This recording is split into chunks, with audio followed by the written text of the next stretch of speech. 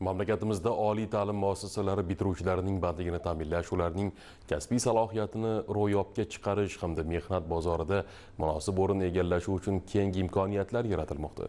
Ayniqsa hududlardagi yirik sanoat korxonalari va tadbirkorlik subyektlari bilan hamkorlikni mustahkamlash, mehnat yarmarkalarini tashkil etish orqali yoshlarning doimiy ish bilan ta'minlanishiga alohida e'tibor qaratilmoqda.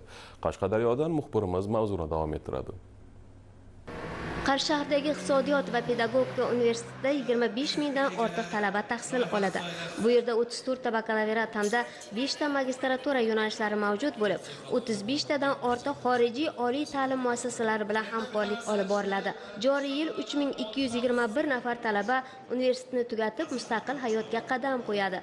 Ularning bandligini ta'minlash maqsadida tashkil etilgan mehnat yarmarkasida 150 ga yaqin korxona va tashkilotlar bo'sh ish o'rinlari bilan ishtirok etishdi.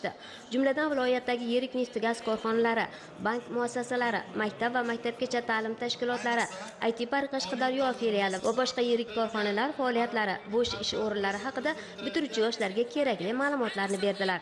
Bankimiz bilan Qarshi iqtisodiyot va pedagogika universitet azaldan hamkorligimiz bor. Mana bugun karyera kunida iqtidorli talabalarni salohiyatlarini o'rganib, ishga olish masalalarini ko'rib chiqyapmiz. Universitet rahbariyati juda ham ta'lim tizimini chiroyli yo'lga qo'yganligini guvohi bo'lib turibmiz hozir. Viloyatimіздagi ko'pgina ish beruvchi tashkilotlar o'zlari uchun yetuk kadrlarni tanlab olish jarayonlarida kuzatdik.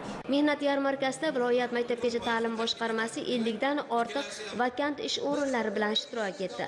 Neft gaz korxonalari esa 40 dan oshiq mutaxassisliklar bo'yicha bo'sh ish o'rinlarini taklif etishdi. IT Park Qashqadaryo filiali ham 50 dan ortiq ish o'rinlari haqida qiziquvchi yoshlarga ma'lumotlar berildi. Iqtisodiyot va pedagogika universitetining 4-bosqich talabasiman. Ko'plab tashkilotlardan mutaxassislar kelishgan. Biz ular bilan suhbat qildik. Ular bizni ishga taklif qildi. B2 sertifikatim bor. Bizni hozirdan ish bilan ta'minlab berayotgani uchun universitetimizdan minnatdormiz. Yarmarka davomida yoshlar korxona va tashkilotlardagi mavjud ish o'rinlari bilan yaqindan tanishdilar. Ish beruvchilar bilan muloqot jarayonlarida korxona tashkilotlar faoliyati, ish tartibi, talab va imkoniyatlari haqida batafsil ma'lumotlarga ega bo'lishdi. Mehnat yarmarkasida 97 nafar bitiruvchi talaba bilan shartnomalar tuzilib, ishga qabul qilindi.